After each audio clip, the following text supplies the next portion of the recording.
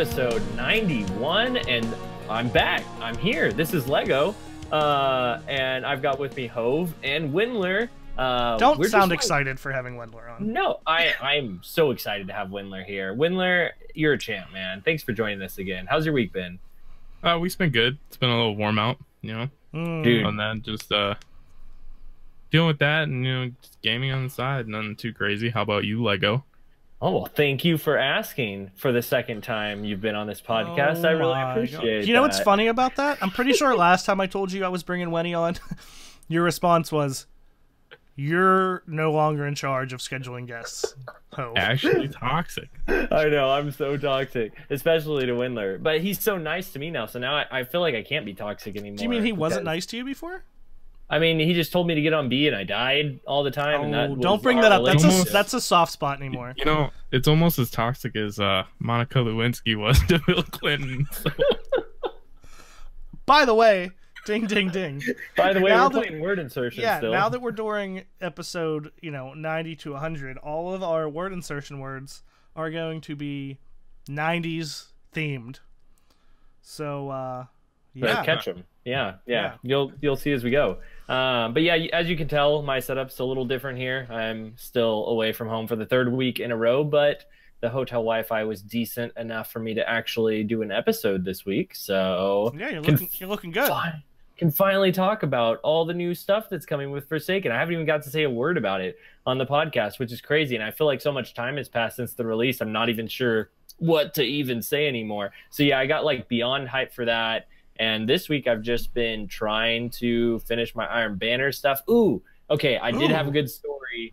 This doesn't pertain to necessarily this very week, but the end of last week. Man, I was working my butt off to get that Dead Orbit Graviton Lance Catalyst. I literally down to like the last second it was available. Between I had to go to Florida, and so I was at a hotel trying to get the Wi-Fi to work there, and was able to the last day, like before reset, like get it from what's his name, our Dead Orbit faction leader, just at the very last second. And right when I got the catalyst from him, a little thing popped up and said Dead Orbit has won, and I was like, what? That was it. It was that close, And really, I think you could have turned in your tokens later and it would have been fine. But just the rush of it all happening in that moment, I was like, oh my gosh, I did it. I just grinded in the morning trying to get it done, and finally happened. So yeah, that was an exciting part of my last week in current Destiny, not related to Forsaken. Hove, how was your week, man? I have played so much Destiny in the last 2 weeks. Maybe it's because you haven't been here. I don't know. But that's messed up. I'm also a little upset that you were Dead Orbit. As many are. Upset? Yes. Yeah, not just of me, but just of, in general, everyone pledging to Dead Orbit. But can you blame them? I mean, that catalyst. Yeah, Sunshot's a better catalyst. You literally killed Cade. I don't think Dead Orbit had anything to do that. Yeah, we'll see. You don't know. You don't know. You don't know anything. I don't. But no, my week's been good. Seriously, I've been playing so much Destiny, and I even got on PC, and I went for I only played for one day. I played for a few hours, grinded pretty hard, and I got that character up to 345 or so. So I think I'm gonna start a second one so that I don't have to play a Titan anymore. Because Titans are dumb. You're just doing all the things that you're pledging to other factions that don't make any sense, and you're getting rid of your Titans. What? How do you even play Destiny? I don't understand. Like a normal person. But yeah, so that way I'll have 2 PC characters by the time Forsaken's ready to go. But yeah, it's been great. I now have 1 escalation protocol clear, and I got 2 shotguns. Shut up. You did not. Yeah, I did. Yeah, well, I saw one of them you didn't even get from Escalation Protocol, did you? No, I dropped from the Flashpoint this week. That makes me so angry. How... It's because it works like the Mercury weapons do once you unlock them. No, he's just mad that I got it in general. Oh. But yeah, once you have it, it's unlocked in your loot pool. So you just have to have gotten it before. It's not like it can randomly drop for you.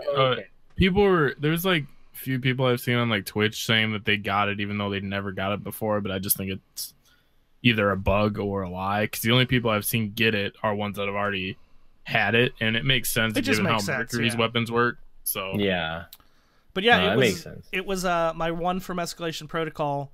I like woke up and hit up I think Marcus and was like, hey, let's play whatever, and he was like, oh, we have one room for one, come do Escalation Protocol. I got there for their last one, didn't even know what I was doing, I'd never done it, and then all of a sudden I was just like, we finished it, and Dewey was like, oh, Hove got it, and I was like, oh, I did, and it wasn't Masterworked, and then the one I got from Flashpoint was Masterworked. Real quick, Monk in chat is asking all the important questions. I was gonna ask, and then I thought I would drop it, and Monk would like to know, where's your hotel escort friend? There is none. You know, I don't even know how to respond to this anymore. It's welcome it's to not true. Welcome to the first you're just 50... deflecting. You're deflecting everything about Mindy and putting it on me. Welcome to the first 50 weeks of this podcast. That's how I felt. I'm sorry, Hove. I'm sorry we put that on you. Yeah, I'm sorry. You should Triton put that on you. Really. I mean, you know, it's whatever. It's Triton. Like I can't even be mad at Triton because he's not here. Maybe one day he'll be back to defend himself. We'll see. It's fine. I'm just gonna come through here tearing things up like Hurricane Andrew one day. Yeah, not like Desert Storm. No. Ding ding.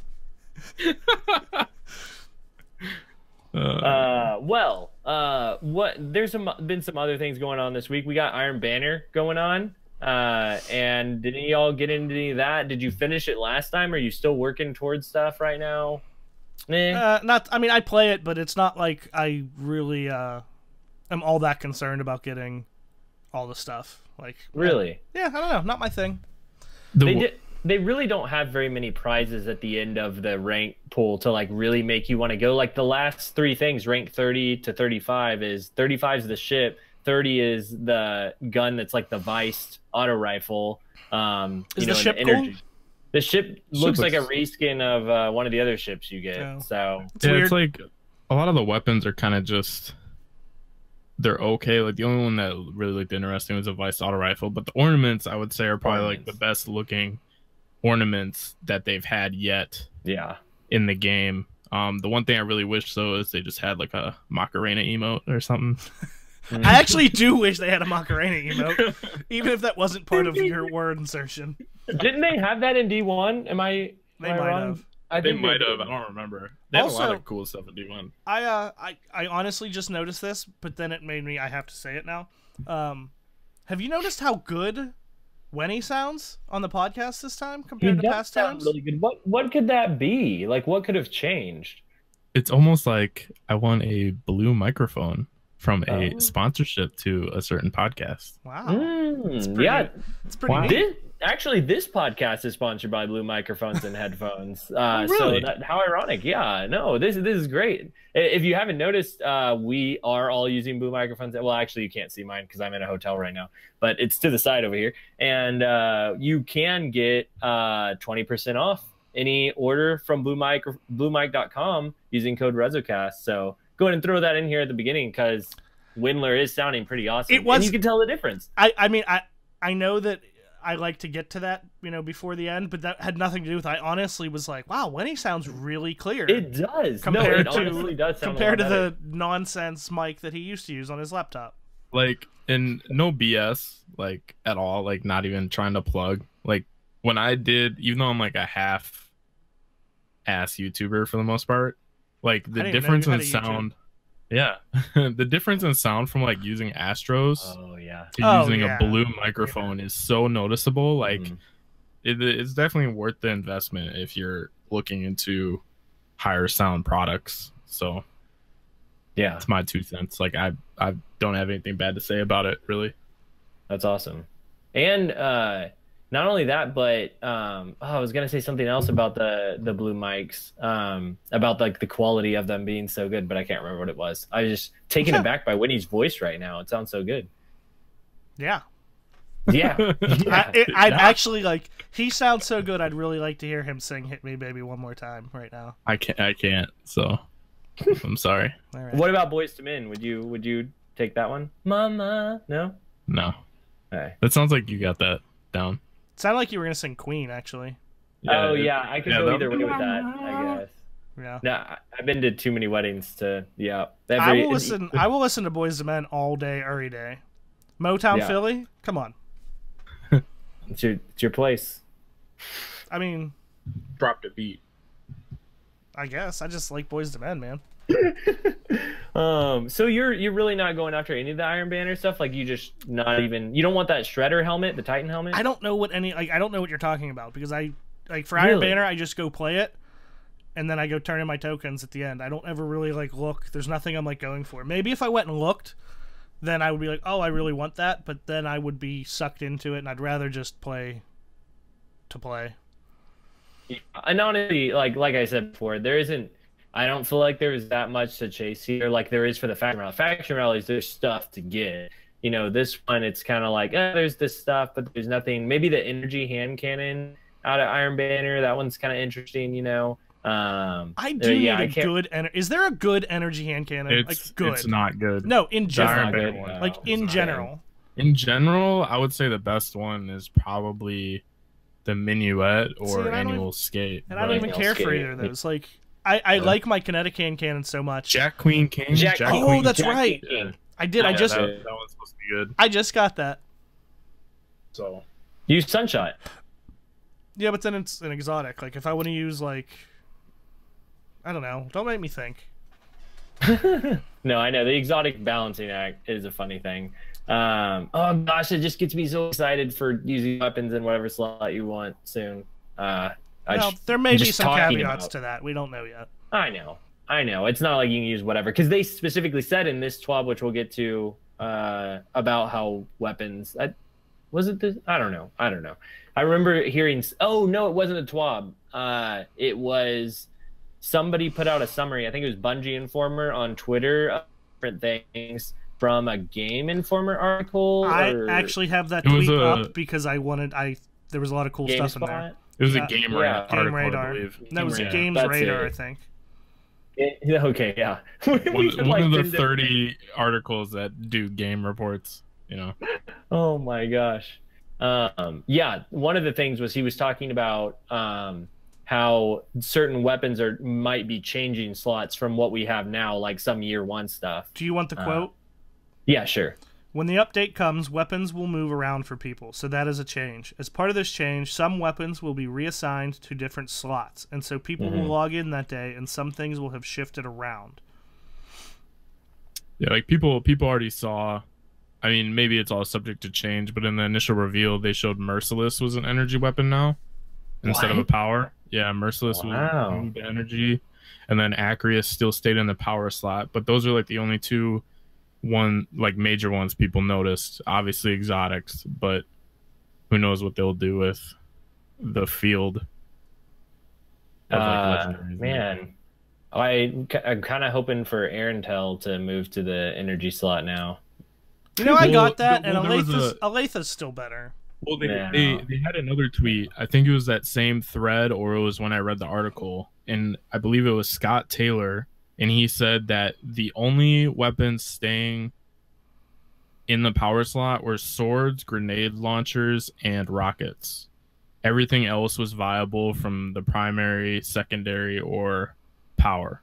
Are you serious? Scott said that on Twitter? That's a pretty big deal. It might have been in the article, but he said, I remember word for word, it said that swords, grenade launchers, and rocket launchers will be the only thing that will stay in the power slot. And everything else is possible. You won't be able to get the Icolo Shotty in your primary. They'll probably have a set slot, but you can get a sniper in your primary, you can get it in your secondary, or you can get it in your power. We still don't know for sure if it's going to be that weapons themselves are interchangeable, or if there will be, like there are now, kinetic or primary shotguns, snipers, whatever, power, you know what I mean? If they're going to be set different ones to different slots. I would assume it would be like that, but we don't have any clarification yet, right? Yeah. Yeah. That is very interesting. I'm really curious, how that's all going to play out. Was there anything else from that article, Hove, that you found interesting? I know there was for me, but I don't have it pulled up right now, and I know you do. Well, it started. This is just like you said, the part that Bungie Informer tweeted. It's not the full article I'm looking at. Destiny 2 Forsaken has a non-linear campaign structure. Non-linear campaign, yeah, that was the other It actually thing. plays out a little bit differently. You go on a hunt, and you get to choose the way that you're doing it, who you're going after, and what order. That's cool. It feels more open worldy, typical RPG kind of deal. Even though like Destiny is as big, I have a friend right now who just got the new Zelda on Is Switch. she there? No, it's Oh. our guitar player. He was rooming with me before I kicked him out for this podcast. No, he's been playing Zelda on the Switch, and he's not like a huge gamer, and Zelda's like massive, you know, the new one, and he's like going through, and he's just blown away by it. But I was trying to tell him, like, he was asking about Destiny and if it was an open world because he saw me playing it and had the map open, and he was like, so you can go wherever you want. I was like, yeah, but the story's kind of linear, you know. And so to hear that it's kind of non-linear made me think more like a game, like and more open world feeling, you know, for Destiny. So I don't know, I'm excited, and just the way that all of it's going with like the new secrets and stuff that they're wanting to put in. I feel like for in-game stuff, like the way that they talked about what's the new open area that we're getting for the raid, like Dreaming how it's gonna City. yeah, how it's gonna like change over time, they said, and stuff like that. Well, there's a Like, quote about that too. While the Dreaming City houses the raid, if you're a solo player, you can still land there and explore. yeah. The raid is part of it, but there are activities that go over time, public events, secrets, that if you're determined enough, you can explore and find out. Exactly, yeah. And so I'm like, I don't know, it gets me really pumped. It makes the whole experience seem more open world like, and just a lot more freeing than the linear Destiny experience we got now. And I feel like Warmind is a good like kind of preview to that. Like, yeah, it wasn't, you know, linear. I mean, it wasn't non-linear, the story, but as far as like there were so many different things to do, it kind of made things feel a little more non-linear, which was nice. You choose what you want to do that week. So you can put off that, what is it, the nascent quest that gets you the scout rifle. You can kind of like, yeah, you can kind of put it off, which I just finished just now. Well, actually, no, I still have one step left that I need to do. I still haven't got the masterwork version of the exotic. So, Do you have a DFA yet? no, and it's going on this week. Yeah. No, it's bad timing for me, but I'm gonna be back home tomorrow, so I'm excited to. I was gonna say I would have grounded the Nightfall with you tonight, but you know, whatever, it's fine. Yeah, I mean, it's a possibility. Weren't see. you playing earlier? Yes, no, it's been good enough to play. So I was playing Iron Banner earlier today. Yeah, with Wilson and them. With Wilson, yeah, Wilson, Marcus, Sam. I know, it was fun. Wonder what Wilson's doing right now. Probably nothing. I know. Yeah, I know. Probably nothing. Probably on, you know, surely not betraying us on another podcast. He would never do that. No. Speaking of Wilson, though, that pod clash from a few weeks ago, I never really got to talk about that. And holy crap, was Talk that away. What? I said talk away. Oh, I thought you said by the way. Oh, no. I was like, by the way, what? No, the Planet Destiny game, man, that was super sweaty. Like, I feel like I'm still sweating from that match because it was so hardcore. And I just want you to know, Hove, I worked real hard to get you in that next day. That's that was what I the one keep thing you told hearing. me. Yeah, you were like, you better let me play on Sunday. Yeah, And man, I wanna we play. got you there. Thanks. I'm proud of the boys. I'm proud of you. I'm proud of you. Thank you. Son. Thank you. Even though I'm like a little concerned now because I think Mana might be the new fusion rifle king from what I hear. Hey, listen. Just because they had his stream up, he didn't have a collat in the finals with a fusion. That's true. I did, all right? And chat even noticed that I screamed, "Oh my god, Lego, are you proud of me now?" So I love that was played in a live tournament, your voice saying, "Lego, are you proud of me now?" Oh, that's amazing. Okay, yeah, I don't want to live too much in the past here, but that's I think all I that's do. it. I still wear my varsity Letterman jacket. Oh, No, I'm just gosh. kidding. I just made that up. I just saw that in a movie. Don't- They made fun of Don't someone. do it anymore. No, Put it away, Hope. I don't do that. I feel like I could go on a monologue about Forsaken, but I don't really want to do that. Wendler, is there anything, you haven't been on since Forsaken's come out, so maybe I'll like bounce off of some of what you think about it. But what do you feel about everything they've revealed about Forsaken, the way it's going, everything that's happening to Cade, the new weapon slot stuff. What is there anything that gets you excited? Anything you're worried about? I would say the thing I'm most excited for is to see how serious they actually take the story following Cade. Which I know they stressed in like the annual pass DLC stuff that they're not relying on cinematics, but I like the fact that it's more the way they've been describing it. Like you'll get quests as you play now, so it'll feel a little bit more open world in that sense. Like you can come across like an exotic quest possibly or something else. Like that aspect interests me and feels cool because that goes back to like the more MMO light like elements that I originally thought Destiny was going to be, versus what it released as more of like an RPG. The thing I'm concerned about the most would be subclasses, because I know we're getting 9 new ones, but I don't want... We're not getting 9 new subclasses. Well, 9 new supers, I should say. But I'm still concerned that the other attunements for supers may... Like, I don't think they'll be left behind, but I'm concerned that they may be left behind. Like I wanted Quiver really badly to be the offensive Night Stalker tree, and now they have Shadow Dancers. So like, what are they going to do to Quiver to make a player's choice when they log in? Go, what do I want to play as? Like that. That is what I have concern about right now. I use Quiver's my favorite one, man. Massive damage. Really? Yeah, dude. I do. It does a ton of damage to bosses. Yeah, but I agree with, I guess I could see PvE like usage for it, but I do agree with Wendler. I think there's tweaking they could do on some of the old ones to make it better.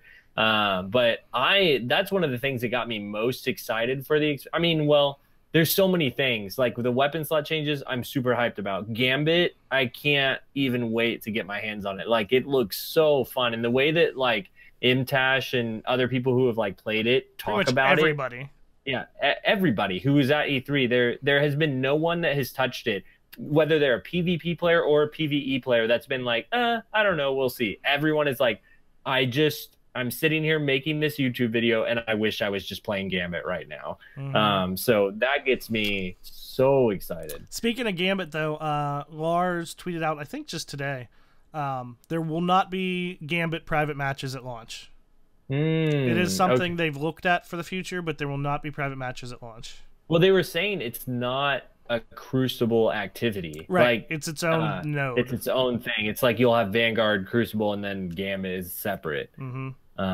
So that makes sense to me that it wouldn't be in the private matches right away. Although that'll be pretty awesome to 1v1 someone in Gambit. Like it's like the ultimate like PvE, PvP. Actually, probably be pretty boring. No, it'd be awesome. I just hope if they do put it in private, so they go the full spectator route with it. Dude. Like, if you're going to create a separate private match mode with Gambit, put in a spectator mode. You don't really need to change. I mean, maybe you can set what enemy types you come to, but I think the randomness of that would still be interesting because people have to, like, adapt their loadouts in that lobby. But go the full spectator route because it could be such a cool thing to even shoutcast once people figure out, like, what to do. Man, just having it at all. Like I'm picturing now, like it hadn't even crossed my mind that private matches could even come. Like I didn't even think about that yet. And so to think about like, wait, we could have a tournament with like Slayerage versus Dado, you know, like that would be, because people will do PvE like strike races and stuff, but that's not very exciting to watch. I mean, it's not a true head-to-head. True head-to-head, yes. It's not the same activity at this. Yes, exactly. It's not a true head-to-head. Were you just going to describe what head-to-head was? Yes, I was. And then I realized.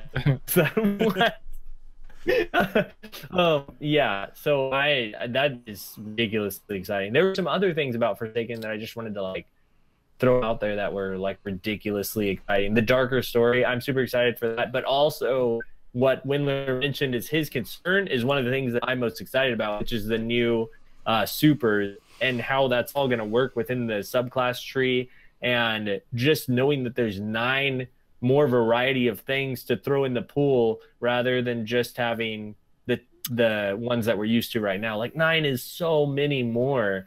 Like think about like what we got with Taken King like just 3 new subclasses versus 9 new supers. I don't know. It just seems like a lot. Yeah, like don't get me wrong. I'm not mad that the new Oh, for supers sure. are coming in. Yeah, for sure. I just hope, because I went through and did a whole thing on like Arcstrider dominance. That was actually my last YouTube video. Semi-YouTuber, lol. No. But one of the major things I listed out was like one of the major problems was like not only does Arcstrider have like the best synergy in the game, but it's got the best exotic armors to pair with it too. But like if you, like you said, if we get all these new subclasses or supers, sorry, in the game, that where like a player logs in, like, do I choose the kunai golden gun? Do I choose 3-shot Goldie? Do I want to be an Arcstrider? Do I want to be the Blade Dancer Night Stalker? Like having that choice between 3 different classes would be so great in terms of this, like the game's lifespan, because every PvP match would be a different game and a different experience. I mean, at the end of the day, there'll probably still be a meta that arises because that's just natural, but just to have more choice possible is always a good thing. Yeah, for sure. That all just reminded me of something else that happened this week, and now I'm gonna forget it. Oh, exotics. You were talking about exotics for the hunters, and that immediately sparked my mind about Syntheseps and the change that happened to Syntheseps. And Marcus is really the one who got me onto it. But having 50% more damage in your super whenever you're surrounded in PvE is freaking fantastic. You do so much damage with hammers, just going in, doing the sun charge thing, weakening them up, and then you've got all those enemies surrounding you, and you start chunking hammers in the exotics proc for the Syntheseps, and you just start laying into them at 50% more damage. It feels awesome. I don't know what you're saying because I've never played a Titan. No, well, you're missing out, man. Throwing hammers, making things explode. Nope. It's great. Nope. Another thing, last thing that was kind of not important, but from that string of tweets. Wait, one more thing about Syntheseps. Nope. I just wanted to add on one punching people is a thing again, which I retweeted about to you, that Titan Bowl could be a possibility later with the Syntheseps if you're playing with a lot of people around, because you can one tap shoulder charge people, which I've been doing in PvP, and it's so much fun, especially during Iron Banner. You can't really do it a lot of other times, but if you're playing Iron Banner, there's a lot of people all the time, and you can one-shot people. It's great. Titans. Okay, what were you saying? And I was just saying that Titans are dumb. Daily heroic story missions are coming back. Yeah, I saw that. Yeah. As a way to get more power, like power level. As long as they have modifiers, I'm cool with it. It's boring if there's no modifiers, but anytime they add modifiers into a strike, it's more powerful gear. That's good. Let's just be happy. You know the level cap's 600, right? Did you do daily story missions in D1? Yeah. Whenever I needed... I did when there was an elemental burn on it. I did. When there's an... Exactly. I'm with Wendler on this one. That's I when used I would to always do the daily when it got you... I don't remember now, but it used to be something you needed to do to level up. Uh-huh. And that's what it is. It's another way to level up. Yeah, I guess. I just hope that they use modifiers, because it's just more interesting that way. You're more interesting with a modifier. But I want it to... We'll do it to get the gear, but I want it to be fun. Lego, you're much more interesting with like the koala modifier. Oh, dude, that was epic. I can't believe how much people thought that looked like me. Dude, I know you'll never see it because you never think someone looks like you. Like, not you, just people in general. I do see it, actually. I swear, I was just like scrolling and I was like, okay, I'm going to go. And I closed Twitter and like that picture had just gone by and I was like, why is Lego with a koala? Like, where is he? There's actually something about that tweet that I wanted to bring up, but I feel like I need to find it real quick to accurately... I was super upset when you tweeted back and said, just call me baby. Yeah. Yeah. That's what he goes by in the movie. In the movie, not real life. Okay, there's something else I need to point out about this tweet, though. Why this tweet that you came across late at night was man candy at Daily Man Candy. So what were you doing... Somebody else retweeted it, Lego. Daily Man Candy. Somebody else retweeted it, smartass. Sure. Go ahead, yeah. Also, it was in the middle of the day. It wasn't at night. Oh, okay. You said at night before you were going to bed earlier. I didn't say that at all. No. Okay. I'm just hearing what I want to hear, I guess. Yeah, you're making things up. Real quick, Another thing that I thought was kind of interesting, it doesn't tell us anything specifically, but I think it kind of is a good window into their mindset now, Bungie. The quote is, "Not everyone can do raids, and we make raids as an in-game pinnacle activity." And as Bungie Informer said, in quoting that quote, Yep. I'm going to quote him. He said, "A bit of a 180 from when Bungie talked about raids before D2's release. Back then, they were looking to find ways to get more of the player base raiding. Now they're saying, look, not everyone does it, so we're going to make it a pinnacle, like, harder thing." And it doesn't sound like they expanded on that. That was just the quote. But like I said, it's kind of a nice look into what they're thinking, I guess. You know? And what's cool about that is it's not like I think there's different sides of that. There's like the side that's like, you want to make it like, you know, able for all people to do it. But then there's another side that's like, well, they can switch over and make it like a hard activity for the pinnacle, like you said, of the Destiny experience, but still make it accessible and visual to solo players. So like with this new area that people can go to where the raid is at, there's other things to do there. Like whenever we first got D1 and to open the Vault of Glass, you would be on that planet and you would see people starting to, you know, form the spire, and you're like, oh, what are they doing? You know, and you could just hop in. Hopefully that kind of thing will take place where it'll visually be like cue people to be like, oh, this is what's going on. I want to be a part of this. I want to see what the full experience is like, and hopefully they'll jump in. It's kind of funny that they kind of accidentally got it right the first time. And then just kind of moved away from that. Because I don't think that was ever the goal. It was probably just like, okay, this is on Venus, this is how it fits, like, here it is, it's right here. And then that became something that people really enjoyed. Also, I'm hungry. Man. The one major thing from that tweet, Path 2, is that even though everyone knows your year 1 weapons will be brought up, they clarified that it will cost a significant amount in order to bring a year 1 weapon up. That's great. I thought it was good. We need to get rid of all those legendary shards. Whatever that ends up being, I don't think it'll just be legendary shards personally. But whatever it ends up, hopefully, because I don't think they're going to introduce, you know, D2's Etheric Light. I don't think there's going to be a new currency. They might. I don't.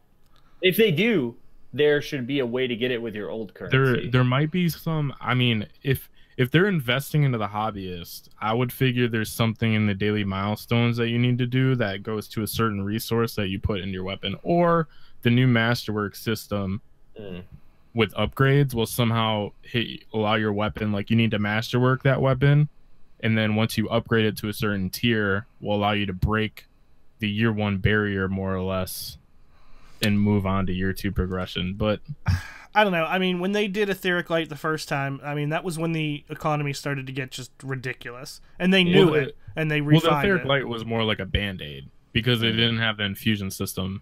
Yeah, but I mean, at this point, it's the same thing. It's, instead of infusing it however much you want, it's going from year 1 to year 2. It's the same concept. Yeah. I mean, my ideal situation would be that they utilize the Masterwork system, and then as you upgrade, you hit like a tier with it. And then that depth will allow you to progress that weapon into year 2 and have that ready. But my ideal situation would be if by some miracle somebody just walked in here and delivered me a cheeseburger right now. Not a taco? You don't want a taco? I mean, I always want tacos, so I feel like, you know, I wanted something different. So I'm at this hotel, and it's very confusing what I should do when I need food, because right to the left of me, I've got Chick-fil-A and Taco Bell, and across the street is a Raising Cane's chicken place and tacos from Rosa's. And so it's like, what do? I got tacos and fried chicken. You get $1 menu thing from each place. That's a great idea. I think I might do that tonight. Right, I'm pretty much the Einstein of food. Yeah. Hey, what I wanted to touch on something that we were just talking about. One thing is we were talking earlier about how hyped we were for all these different expansion things and what it's doing for us right now in this version of Destiny that we have. And I've seen a lot of players coming back playing Destiny 2 that were kind of done with it. Like, even, you know, there's some people from our clan that like weren't really digging the way it's been, and they're jumping back and checking things out again. I saw Boomslang bought it on PC, and he's like, dude, I'm loving this. All I want to do, like, I'm at work and all I want to do is get home and play D2 Crucible, which is, I've never felt that way before. And I was like, man, that's awesome to see people jumping in, Forsaken, getting them excited. I'm sure a new PC had a lot to do with it, probably, for Boom, but I've seen other people in too, because they're just excited, whether it's, you know, seeing Cade and the new story, or, you know, the new weapon system, hearing about that. But man, there's just like a lot going on right now, and there's like reasons to get back in. It's really exciting. For sure. I agree. I don't know. I just pretty That's much something said else it. to say. So, what were you gonna say, Hove? Nothing? No. I don't remember. You mean before? Yeah. I think I was probably. Oh, I know what it was. It's a good thing. Like, it was kind of a blessing that you were gonna be late today. Okay. Because I still managed to fall asleep and wake up at 5 till 5 to 10, which is when we would have started the podcast. So then, instead of waking up, I woke up, and instead of like freaking out, I was like, oh, I would have been super late. But like, it was already later, so it doesn't matter. It's awesome. But not, I didn't wake up early enough to go get food, because I slept through, like, you know, eating. Yeah.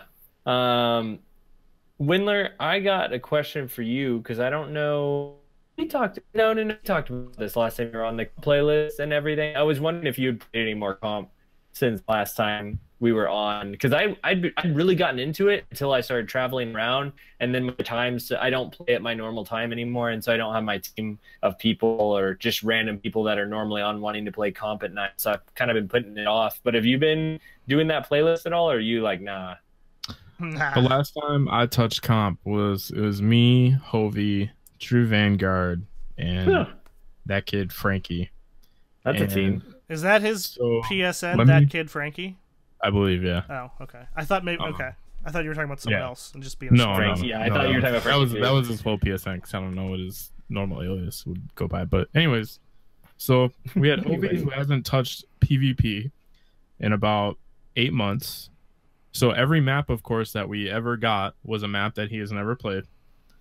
Every game mode we got against a good team was countdown. So it was just people rushing forward, essentially in a 3v4, because Hovey didn't have any bearings. And every single team we played was 4 Arc Striders with Graviton Lance and Wormhusk helmet. So ever since that time, I have retired from competitive until further notice, because it was probably the worst experience I've ever had. Well, just an update on my competitive journey. I am on the very last rank to getting the pulse rifle, and I'm a quarter of the way through that rank. So I'm like so close, but I'm at the same point you were at, Wendler, where it's like, everything is so sweaty every single game.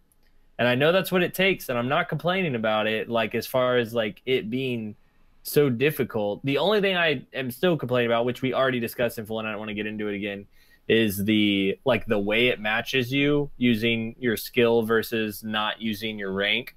And I still wish it used your rank, so we'd felt like we were going up, because it kind of feels like I'm just at the same place the whole time, and that's what's pushing me to not want to play. But yeah, that's it. I just wanted to ask you where you're at with all that. I definitely understand. Yeah. Do you want to know where I'm at with it? You haven't touched it, I bet. I'm a PvE player now. Oh, really? So you just escalation protocol one time, you're a PvE player? No, man, I've been playing I've done all the heroic strikes, the Nightfall. I've been doing grind and all that stuff. I'm a PvE god now. Well, hey, that is something I wanted to ask you about, is y'all's light level, because the grind has been significantly different, and some people are like many people are already there. I was talking, Marcus, I think, was just trying to get like his 3rd character to 385, like he had, I think, the rest of them done. Maybe, I don't think Wilson did. I'm pretty sure it was Marcus. But I am way behind. I'm like 375 still is my highest. I think I'm 377. Okay. Wendler, where are you at with everything? I'm at 385. Okay, dang, he's there. And see, like for me, I feel like it's getting me to go do those. I don't do them on every character like a lot of people do, getting the heroic strikes, your Vanguard stuff done, your Crucible thing done, your patrols or public events done, like on every single character. I just try to get at least one done every week, and then I go do what I want to do, which is normally Crucible related stuff. But it is interesting how it pushes me. Normally, I wouldn't do those 3 heroic strikes to get that Vanguard powerful loot, but I've been doing it every week now. It is nice. One of the things I like is the changes. I mean, it's not new, like it's been out for a while now, but the changes to the way they do like modifiers and heroic strikes now. Because like, oh hey, you know what? Today it's blackout and whatever else. You're like, well, that sucks. Like, I'll just wait till tomorrow. And then maybe you get like heavyweight and something else, and you can kind of like blow through it. So you know for the week what the burn is or the singe, and then you can kind of play the other ones by ear. But I haven't done a nightfall since they made these changes that wasn't prestige with void and heavyweight. Like, because then you just go in, you put on tractor cannon, nova bomb, and a tether, and you just melt any boss like immediately. Yeah. Like the one, whichever one it is this week that drops the DFA, the Pyramidion. Is that it? No, it's the Tree of Probabilities. Yeah. Probabilities, That boss, there's supposed to be like three rooms you have to fight him in. You just melt him immediately, and then you just have to run through all the other rooms to go get the chest.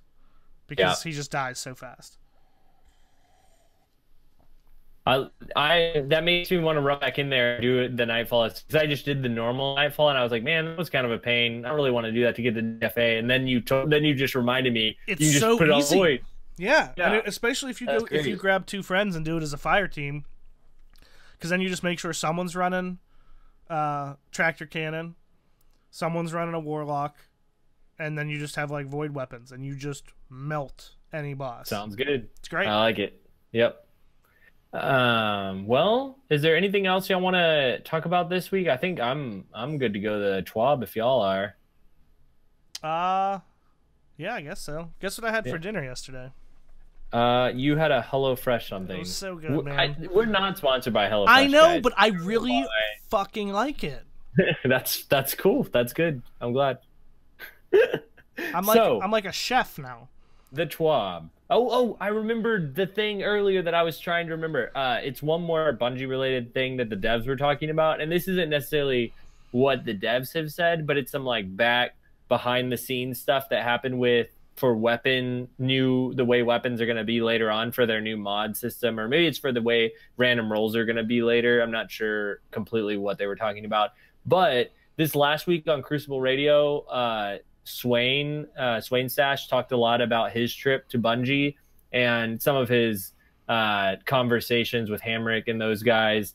And one of the things he talked about was the process of like them presenting their ideas of like what random roles were going to be, and everyone was kind of like, I don't know if this is a good idea. I'm really glad that the NDA was up for that part, because I remember them talking somewhere. I want to say it was maybe on DCP, and they brought up that there was the thing that Bungie came to them with, and everyone was like, no, that's a terrible idea. What are you doing? Exactly. And then they came back the next day and were like, how about this? And that's what it was. It was random rolls. It was just going to be one perk. That's so interesting. It's not interesting.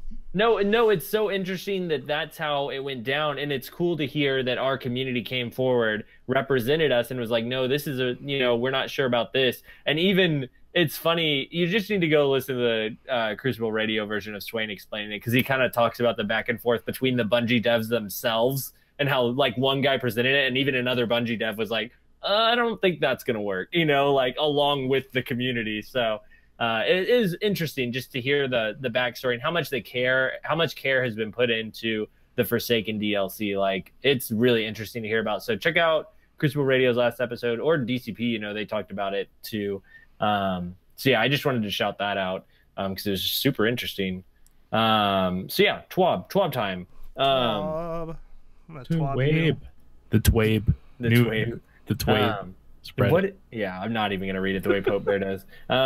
So the new faction rally is coming next week. Yeah, that's super fast, right? Yeah, super fast. Which I'm glad. I feel like we kind of need stuff keeping our interest while Forsaken's on the way.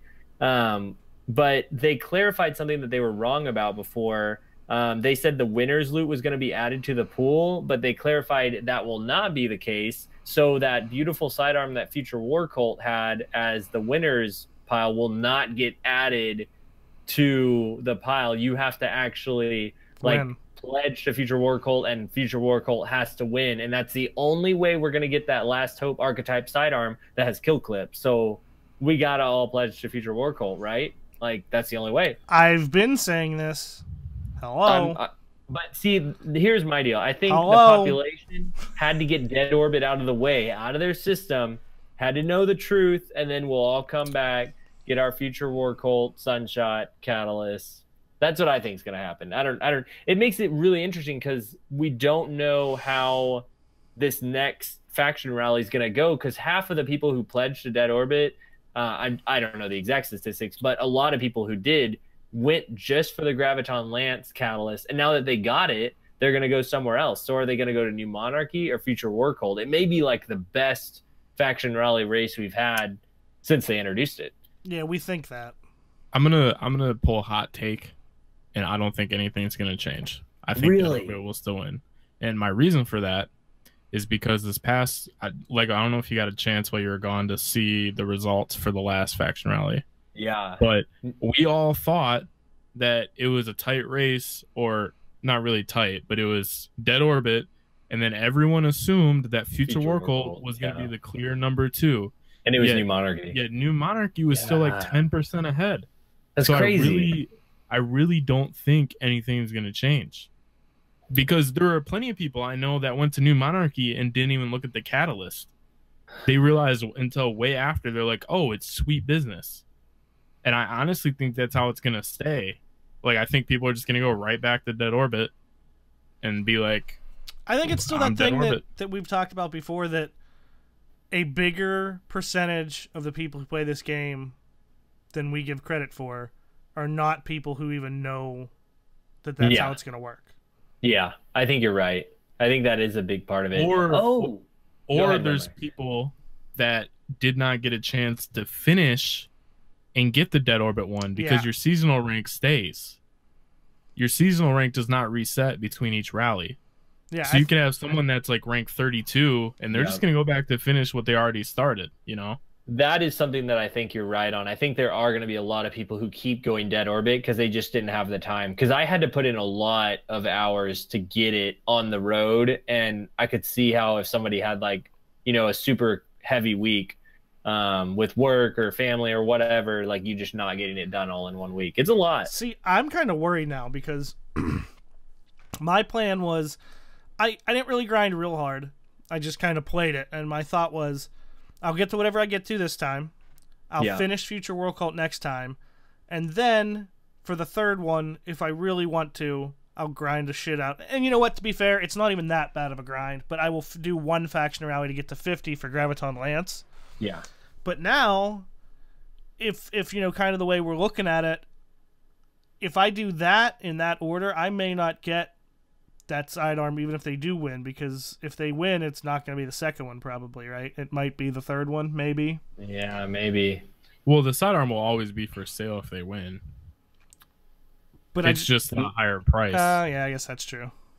So, is that the case still? So the Dead Orbit shotgun? Yeah, because I bought that shitty shotgun. Okay. Yeah, so you won't, like, if Future War Cult happens to win some week, but for sure, I would say at the least, Dead Orbit's going to win 2 out of the 3 times. Wow. And then it might go to Future War Cult to close. Yeah. Wow. What was New Monarchy's weapon? I can't remember. Is it a sniper? No. I want to say rocket. Clearly, I want to say rocket. Yeah, it might or have been. Grenade launcher.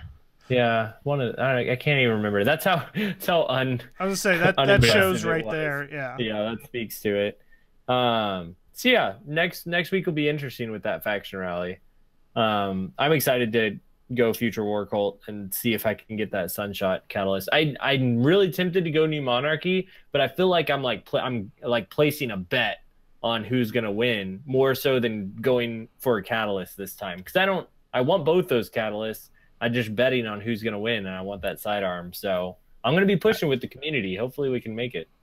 I think what killed a lot of it is, like, rallies were a good step forward, but like now they're a good step forward, but like the base weapons just aren't desirable enough to force someone to choose between 3 outside of, like, I think the Future War Cult winning weapon is like the best weapon out of the field that I saw personally. And then if you go off that, then the next best choice we have is a catalyst. Like there's not enough choice there right now to force someone to go, all right, what am I going to go with? Yeah. So. Yeah, I feel you. For sure. That's all I got with Faction Rally stuff. We do have a pretty big exotic armor update coming next the end of this month. I think the language is kind of confusing for me because the way it's laid out in the TWAB, they didn't say the date that it was coming. They said the exotic armor changes, and then they talked about the Bungie forum changes and how old Halo stuff is going away on the end of this month. But does that include the exotic changes? It says update 1.2.3, which is the July update. Okay, yeah, that's what I thought. Which we'll probably get more news on. Yeah, we'll probably get more news on that next week. Okay. I would guess, because next week would be leading to like the first week of July or whatever. And it'll be as soon as we get, not that you're going, Lego, but it'll be that update drops right when we get home from Guardian Con. Yeah, that makes sense. So, okay, well, we do have a lot of information on the exotic armor that we're getting and its changes and everything. So I'm just going to kind of read through these and we can kind of talk about them as we go. First up, we got 3 for every class. So 3 for Warlock, Titan, and Hunter each. For Hunter, we got the Lucky Raspberry. Increased chance to fully recharge your Arc Bolt grenade on Arc Bolt grenade hits. Guarantees a recharge on getting a full chain that hits 4 targets. I like it a lot. I like it. It takes RNG out of it. Yeah, it takes RNG out of it, and to a point. I feel like it doesn't makes completely take it out. No, not completely, but it gives it something you can rely on at least, particularly for PvE, I would think, right? Yeah. Early in D2, it was fairly reliable in PvP. I used it pretty extensively because of the whole team shot thing going on, especially in like trials when it was on Eternity. Yeah. When it was on Eternity that week. Arc Bolt, we had clips for days. Yeah, when we played. You just threw it, and all 4 of them were coming around a corner. You tagged all 4 of them, you got it back. Because if you hit 4 before, there was a pretty damn good chance you were going to get it back anyway. I mean, it wasn't guaranteed like it is going to be.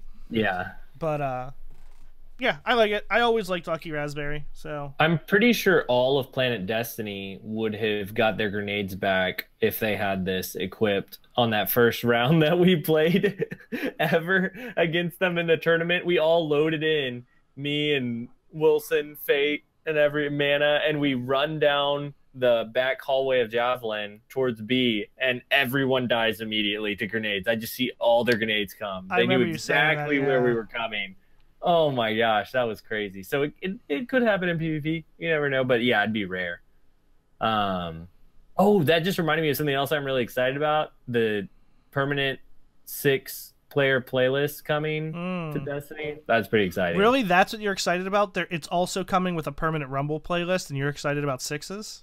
That's a given. I'm given about Rumble. Yes, of course, I'm excited about that. I was actually mad last night. I wanted to cool down after playing Iron Banner or something. I can't remember what night it was.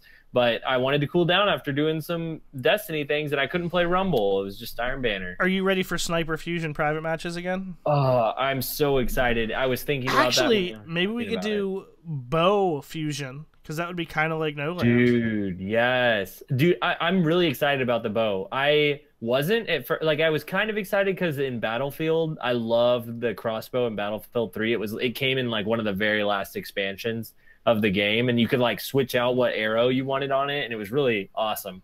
But for Destiny, I was like, what, a bow? Like, how will that work? But I love the way that they feel in games for some reason, and the way that I think it was Imtash has done a lot of YouTube videos on it, and how he's like, it just feels so good getting ahead, even if it isn't a one-shot kill. Just when you do kill someone with it, it feels so good. Like you put in the work, you got that shot, and it just feels super satisfying. He described it as like the way No Land Beyond used to feel. So that is pretty exciting. I'm pumped about that.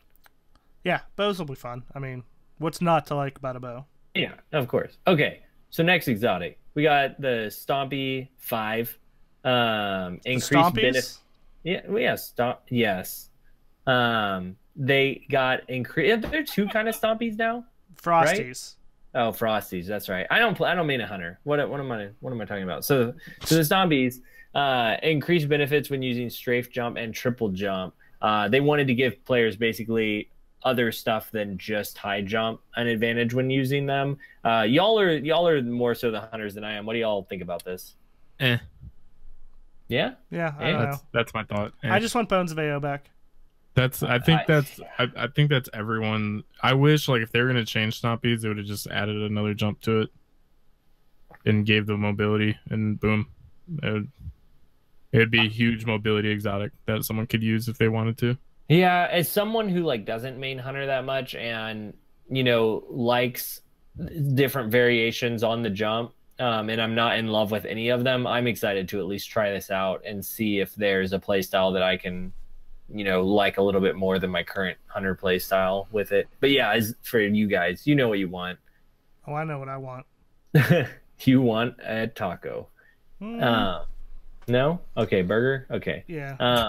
Cheeseburger, specifically. Yeah. Young Ahamkara's Spine is the next one. Remove marking functionality, improve the trip mine grenade's blast radius and throw speed, and made it so your trip mine grenades are harder to destroy. Solar ability hits now grant some trip mine grenade energy as well. It's another one that's kind of like, yeah, I guess it's an improvement, but it doesn't. Are we talking like blast radius, like lightning grenade from D1? It would have to be a wait and see. I don't know. It would have to be a wait and see for that one. That's how I felt. The only thing I wish they would have done is made it if you had the spine on, you could stick people with your trip mine. Yes. Oh, that'd be great. But yeah, for this, like the marking function was never useful anyway, so it's a good thing it's gone. But like the trip mine, like the blast radius and throw speed, and like what harder to destroy means, like are they gonna take the big red blip that's on it and remove it? Like how? Like it would just be a wait and see kind of deal. Yeah, I'm curious too. And throw speed, so it'll feel different. Wonder if it'll feel more like a throwing knife. I don't know. Yeah, I mean that's one that, yeah, it's cool, I guess, but I don't know. Remember last time they did exotic updates? Do you remember what I said for everyone? Meh. Yeah, I don't care. Yeah. I feel like I might care about some of these Titan ones. We got the ACD feedback fence now grants Fury Conductor stacks on melee hits instead of kills, and the Fury Conductors now grant stacking melee damage resistance. That's really interesting. I want to know like the amounts that it stacks melee damage resistance and the way it stacks on melee hits instead of kills, how that's going to play out. Because I feel like in Crucible, I could never leave the feedback fence on long enough to feel a difference, to feel the Fury Conductor thing start proccing. I just felt like it didn't really make a difference. Like I might as well use whatever other exotic I needed. Like, you got the one that gives you double grenades now as your chest piece. And so I just always ran that. But I'm curious for me to know how much damage and how much damage resistance this gives out. It'll be a lot more dominant on PC than it is on console. Why is that? Well, because the PC meta is mostly meleeing and in your face. It's like hip fire melee, and especially with Titan skating, it's like I'm not even looking forward to like PC play right now. Oh yeah, because the mobility of Titans, they move so fast, and you're gonna be in someone's face with it right away, and it's just because that's what it is. It's like SMG melee. Yeah, I have seen a lot of that. That's interesting. So, you feel like hand cannons have died down on PC much? Hand cannons have always kind of been like an on PC, but like the main thing that I've always had irritation with, just based on my PvP encounters, is just how Titan mobility really changes the aspect of the game around. Yeah. Like especially with Synthoceps. Like Synthoceps on PC are 100 times worse than they are on console just due to Titan mobility alone. So that's really interesting. You know that they've said that isn't something that they want to change yet. They just want to let it play out. So it's interesting to hear you give some negative feedback on it because I haven't really heard anybody complain about it yet. But yeah, it's interesting to hear that feedback. And I don't play PSC enough to know. Like, my only issue is like a lot of the people like counter it and they consider it to like bunny hopping in CS:GO. Yeah. But it's like you can't have one class's movement completely outshine both other classes in the game because that's not balanced. Yeah. And it's not that I'm against Titan movement and skating, but it just outclasses everything so hard. Like, it's just irritating to deal with. Yeah, no, I get you. Okay, next up we got Doomfang Pauldrons. So Doomfang, Void Melee kills now grant more super energy. Shield throw hits now extend the duration of your super.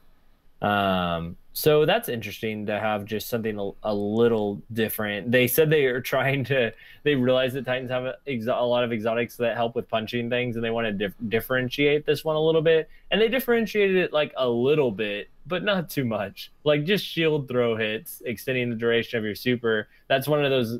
I feel like all of these are things that are like, we're just going to have to wait and see how much, to see if it's going to be worth it. And I don't use Sentinel much anyway, so I'm not sure I'll really know the difference. But maybe in PvE, if I'm doing the Void, burn, Nightfall, like we were talking about, maybe this would be more helpful, extending that super. Yeah, I mean, anything on hits I think is good, right? Yeah. Because you don't it is nice to see that as a theme as we're reading this. A lot of them are like, no more longer is it kills, it's now just hits, Oh, wait till we get to the Warlock. There's one I'm excited about. Oh, you're excited about something. I'm always excited. Well, I'm kind of excited about this one because Dune Marchers was one of those exotics that I was excited about when I heard what it did, but when I played with it, I didn't really care for it too much. And now they're making some changes to it that sound kind of interesting. They reduced the time to activate linear actuators while you are sprinting to 1.5 seconds. It was 5 seconds. It's a big change. Yeah, this is such a big change that I didn't even know that was a thing. Like, I was like, oh, wait, there's another perk aside from just running fast. Yeah, 5 seconds is a long-ass time. Yeah, like, I would stop before that to start shooting someone in PvP. So absolutely. Yeah. And then increase the damage of the chain lightning effect 70% plus in PvP and 440% in PvE. 440%. That's crazy amount. Like, that's like, did they make an error? That reminds me with the blackout thing when they were like, yes, enemies will do 9,000 times the damage, and we were like, why that much? Like, where did you come up with that number? Isn't that exciting though? Can you imagine? Well, no, because Titans are stupid. No, the brawler modifier in PvE on a strike, and you have this equipped with that whatever amount of damage this is going in, and you just like you punch one thrall and every enemy around you just disintegrates. That would be amazing. I would love that. Dumb.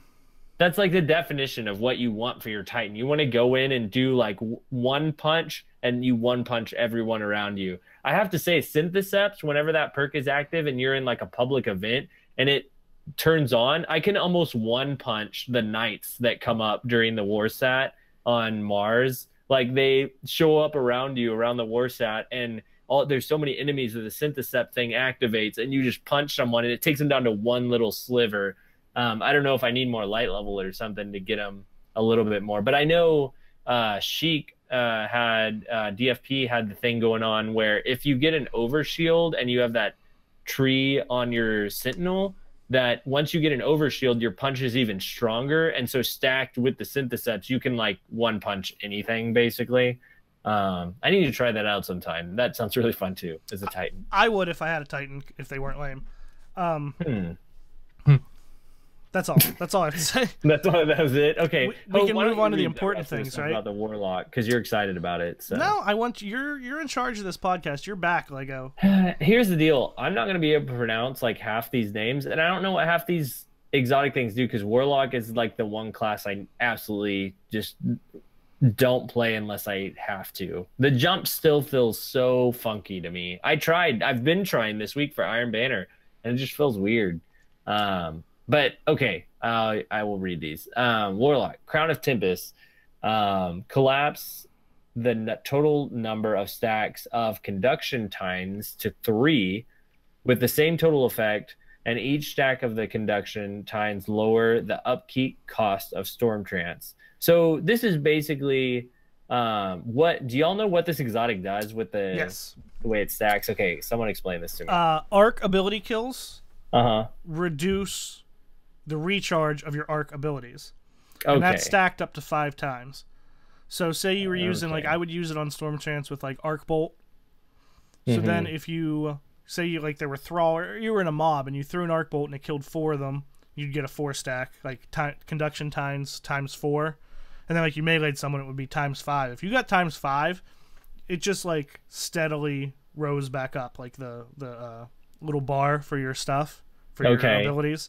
Nice. So now it's going to be, say it was a 50% increase. It's still going to be a 50% increase, but you're only going to have to get to 3 stacks to get there instead of times 5. Does that make sense? And your storm lasts longer if while you you have, basically it. Well, now will you get, like, will the conduction times continue to stack during the Storm Trance, you think? I think so. Or is that's based on this description. That's what it seems like. Yeah, that's what it seems during like. the super's duration to alleviate that. So it probably just adds. But I'm saying it could just be, like, if it's a 10-second thing, if you get all those kills and then pop your super, you have that 10 seconds that it'll last longer. It could be. Yeah, just the way I read it, it lowers the upkeep cost of Storm. So I feel like in Storm, it more benefits you now. In Super now. Right. Yes, I agree with you. But can you add stacks of conduction times while you're in Storm? That's what this seems like it's saying. No, but... it's saying, well, all it's saying explicitly is that when you have those stacks, it'll slow down your super draining. But it doesn't say you can build the stacks while your super is active. Yeah, we don't know. Do you know what I mean? Like that could be implied, but it doesn't explicitly say that. That's all. Here's the deal. Have you turned on a light in the last 10 minutes, Lego? No. Did it change? I think I moved further away from this. No, you know what it was. What? Your escort lady's getting changed or something, and she needed a light, huh? There is no person like that exists. Man, Lego's wife, man, that's murder she wrote, man. Well, are you saying he's married to Angela Lansbury? Ding. I read all this stuff for this warlock thing, and I was like, this sounds just confusing. What is it even saying? And I realized it's just because I'm just a Titan and I just want to punch things. And just all the Titan exotics were like, hey, punch things and life will be better for you. And this is like, hey, stack these things and blah, blah, blah, blah, blah. And that's why I'm not a warlock. I just realized that. Here's my other question, though, about this. They then go on to say Nezarec, Sin, and this exotic were quite similar. Because Nezarec did something. It was pretty much very similar, but with void abilities. So they wanted to push harder on this exotic for Stormcallers who want to invest heavily in ability use. Warlocks also don't have many exotics that modify their supers, and not receiving the full benefit of conduction times during Storm Trance was a little disheartening, so we added a benefit during the super's duration to alleviate that. So, my question is, will that stack with Transcendence already? If you pop it with full abilities and you have that extra long super, and then if it does stack while you're in super as opposed to not just last through your super, you last forever. I would think it would stack. I would think it would last. So would a I. long time. That'd be forever. Yeah, that would be a pretty long time. We'll have to wait for the Datto video whenever it comes out and see. Who? I don't know. Fallout, Datto, Imtash, someone. Right. Someone help. Go Lego. Next one. I can't even pronounce the next one. Karnstein, is that what these are? Karnstein armlets. Remove melee hit effects. So resilience, mobility, targeting, highlighting, and instead, melee kills now instantly heal you. Wow. Then grant continuous healing for 8 seconds. 8 seconds. That is pretty awesome. Uh-huh. Is this the one you're excited about? Kinda, yeah. Okay, tell me about it. Why are you excited about this? Because if you kill someone with your melee, you're going to get instantly healed and then get 8 seconds of healing. It's like killing someone and then standing in a rift. It's mobile Devour for other subclasses. It's better than Devour because it's consistently healing. For those 8 seconds, anyway. Yeah, for people that thought Wormhusk was some shit, man. You think? Well, I mean, Well, still though, Worm Husk is on like a 15-second cooldown. This is like you have to get the kill with your charged melee, I would assume. Right? I bet you don't even have to have a charge melee. This maybe is not. melee kills. That's true. Yeah, they normally like are super specific about what it, and they just said melee That's kills. True. That's gonna be pretty crazy. So hey, in a positive That's the counter to Worm Husk though. Exactly. That's positive. Aren't you more happy that they're gonna bring something up that heals as much as that or something that rather than nerf it? Yeah. My question is, why is Crest of Abalupai with a Titan not doing something similar? Like, why? I feel like that would be a simple change. Maybe they're trying to get creative with that one, but it's Titans like are stupid and they don't deserve it. I just want to punch things and heal myself. That's all I want. It's clearly not asking for much. Yeah. Next one is Starfire Protocol. For the Warlock, empowering rift weapon damage hits now grant fusion grenade energy. So is this like on every hit? I would assume so. So like an auto rifle? Yeah. It's like instant grenades while you're in an empowering rift. Yeah, that's kind of ridiculous. I think like it's more fusion grenades. PvE. It's definitely more PvE. Oh, absolutely. Yeah. You would just, so you'd put down your rift, you'd start shooting at the main boss and then just chunk a grenade like every 2 seconds or every 1 second, really, if you're using an auto rifle. Jeez, man. It would help a lot with DPS related stuff. Yeah. Yes. It's also going to crash the game when 6 people run solar grenades and throw 70 of them. Well, it's not going to be as bad as what was the last Warlock one that got updated, which I really want to try out. Sunbracers. Yeah, dude. I need to try that out. It's good. It doesn't do what you think it would do. Because in Destiny 2, like DOT damage is only taken from one source. So if you throw 4 solar grenades at a target, it's only going to take relative damage from one of those 4 solar grenades, not all 4 stacked at once. But that's why no one's using them in like PvE activities, because you're not. Are you sure? Yes. Yep. It was tested. It's the same with Vortex and like Nova Bombs. Like, so if you get a kill with the Sunbracers and throw 5 grenades on Callus, it only takes damage from one of those 5 grenades, not all 5 at one time. I feel like you're making that up. Nope. It was tested. Give me sources. Dado. I haven't seen that video. That's really interesting. Dado and a few other the PvE guys, because everyone was super hyped. They're like, "Yo, you can burn down bosses." Yeah, so fast. Man, I was really excited about that. That's a bummer. Yep. Oh well. I still don't believe you. Yeah, that's cool. It's killing my excitement for this, like Jeffrey Dahmer. I don't know. You were excited about Jeffrey Dahmer? No, like he killed people, like Wendler. It was more like Wendler was Jeffrey Dahmer in my scenario. You just called Wendler Jeffrey Dahmer. That's kind of messed up, man. That's a little fucked up. Yeah, that's how I feel about the rest of this TWAB too. There's nothing really else here, like some old Bungie stuff being taken offline back from the Halo days. Some actually funny stuff about, not funny for the people who bought it, but the Fighting Lion ornament that's bugged for the people who bought that super expensive Iron Banner thing from Eververse. Mm-hmm. I guess that was that in the pack that gets the emote that was super expensive? Wasn't that in there? It was a separate box that you could buy. It was the ornament and some shaders. I thought it was included in that thing. I was like, that's ironic that the thing everyone's upset about is actually bugged. No, people were upset about it still. Okay. It's weird. People never get upset. Yeah, no, that's weird. Cosmo did end the whole TWAB by saying we'll be back next week with some more info on update 1.2.3. So, like you said, they'll be back next week for that stuff. I'm a little curious, Lego. We're about done with the TWAB, right? Yeah, we're done. What were your thoughts? What on E3? What games kind of stood out to you? What are you excited about that maybe you weren't before?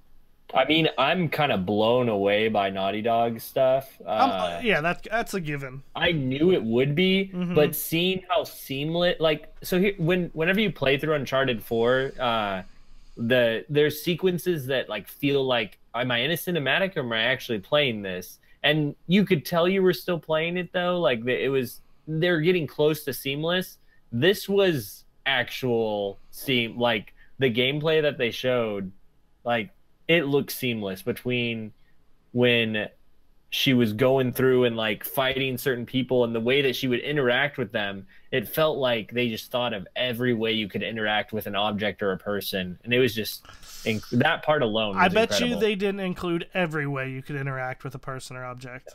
Oh yeah, I'm sure there's more that we haven't haven't not that seen. kind of game, Lego. No. But yeah, that one was a real standout. Man, there were others. Are you excited for Spider-Man? Okay. Don't do this to me. I'm gonna do it. Don't break my heart. I love Spider-Man, and I have very fond memories of going over to friends' house and seeing them play it. But I've never played a Spider-Man PlayStation game. Well, because they've never been like that good. I don't feel like everyone. Everyone I know that has had one, they loved it. The only one I've ever heard was really that good was Spider-Man 2 for PS2. There's been two good ones. It was the original like one that was on Nintendo 64 that like Vicarious Visions made, and then the other one that Hove mentioned, which was 2. Okay, that's the one that I saw people play. That's not counting back in the day the old side scrollers, Maximum Carnage and Separation Anxiety with Venom and Carnage and all them. Yeah, those were the hotness, Lego. Yeah, I'm also there has not been a good one in a long time. I'm also still I'm not so much like, I think it looks good and everything, but I am way more intrigued by Death Stranding, which I know is just so bizarre, but everything that they showed from it, I'm like getting more and more of a thing of like what's going on, but it's just so weird, and I just love everything. You ever play Metal Gear? I'd have. Metal Gear 3 was the game that I like. All my friends were like, you have to go through this game and play it through, and it was awesome. I'm thoroughly convinced that the girl at the end of that Death Stranding trailer, the blonde chick, is the boss from Metal Gear. Oh, boss. That would be... I'm thoroughly convinced. Great. You know, he could do that, but he couldn't actually say it because he doesn't... Does he own the rights to that? Because he doesn't, right? No, but there's this like huge theory video on YouTube. It's like an hour and a half. Those total. are definitely like always right. Which, well, it's not that it's right, but like the evidence produced, like everything lines up. Yeah. And Kojima would be that guy. Yeah. That would make it like Metal Gear Solid Zero and call it Death Stranding and make it work, because that's what Kojima does. I could see that. Now, if only he would make a Silent Hill game but call it something else, then I'd be truly satisfied. But that's not gonna happen. Trying to think if there was anything else out of E3. Ghost of Tsushima. Dude, I had a guy, the keyboardist I was playing with this last week. He was thinking about getting it. He was like trying to decide between Xbox and PlayStation, and he was watching all the E3 stuff as it came out, and that trailer came up, and he was like, I think I got to get a PS4 now. He was like, it looks so good, and I was like, dude, I'm telling you, PS4 has some good games. That was the thing that got me, man. Like, everyone was trying to call out like quote unquote winners. Mm-hmm. And I'm not even trying to fanboy console, because, you know, if Xbox has good games, I'll go get it. But Xbox did not show that many exclusives. Like, most of the trailers they showed were all cross-platform related games. Yeah. Or multi-platform games, I should say, not cross-platform. Mm-hmm. I have something to say about Battlefield 5. First of all, I think it's freaking awesome that they have like women that you can play as lead like characters. I don't know why the internet is blowing up against that. That's dumb. Because it's the internet. Yeah, I know, it's the internet. It's stupid, but I just want to say I think it's awesome. I saw somebody put out, it was somebody's Instagram story I was watching, and they were like, actually, I think they should make it an all women cast and do Bad Company 3, and it's all women that take the lead and like make a new Bad Company. I was like, that's a great idea. That would be awesome. But other than that, Hove, are you going to be playing Wendler? Are you going to be playing some Battle Royale, Battlefield 5 with me, or what? No. What? Are you on that? Okay, here's the deal. Everyone's burnt out on Battle Royale. They're like, I just, I want... I'm living through Hove's response. Nothing else. Like, I want just a normal shooter. I don't need another Battle Royale. But I feel like Battlefield was made for Battle Royale, and I'm pretty sure I've said it on this podcast before that Battlefield should do it, and I'm so excited to try it out. So is everybody else that's ever played a Battlefield game. Yeah, it's gonna be awesome. It's All gonna right, be so good. I'll make you a deal.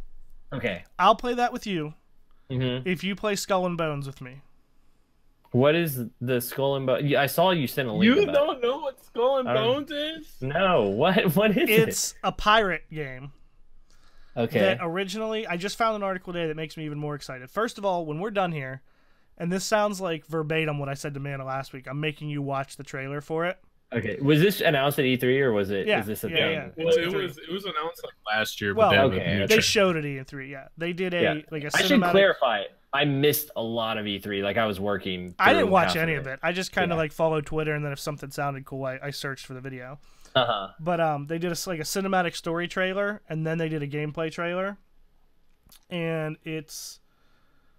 Did you ever see? I know you didn't play it, but did you ever see Sea of Thieves that came out recently? Yeah. And yeah. everyone said like it was really fun, but it was like super hollow. Like there wasn't much Uh-huh. to it.